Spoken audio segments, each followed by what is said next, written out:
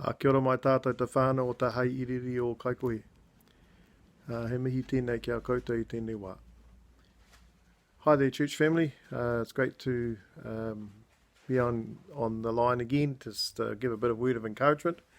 Following on from yesterday's testimony service, thank you to everyone that shared and participated, but most of all, thank you for taking the time in your life to allow God to speak to you, guide you and direct you in the paths that He's laid out before you. I'm just going to share a quick encouragement from yesterday, linking to the Road to Emmaus story. I referenced Revelation chapter 3, I think it's verse 20, where Jesus gave John a vision of a door, and he was knocking at it. And this image of Jesus standing at the door knocking and saying that anyone who opens the door, I'll come in and eat with them and they with me. It links to this particular passage from the perspective of when the two disciples arrived to their destination, they were encouraging Jesus to come in and eat with them. Jesus had already planned that he was going to eat with them.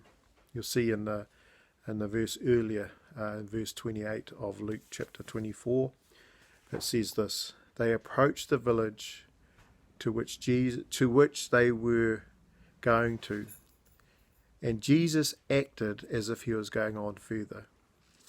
In other words, his whole engagement, whether it's in Revelation or in this particular passage, is actually about engaging you and I in our daily lives.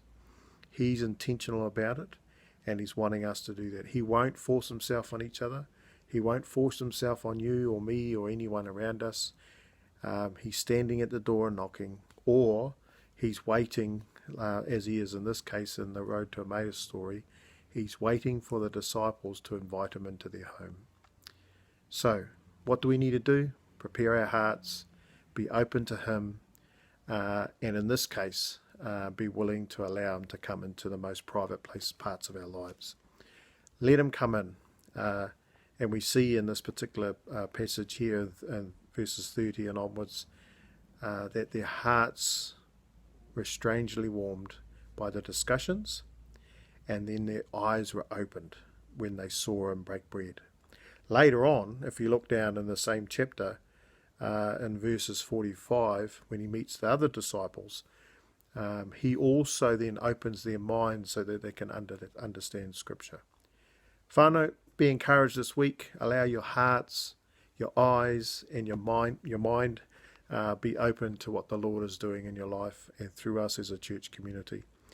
And if you haven't already seen, have a look at Kevin's word that he wrote up on the post earlier today, was it last night?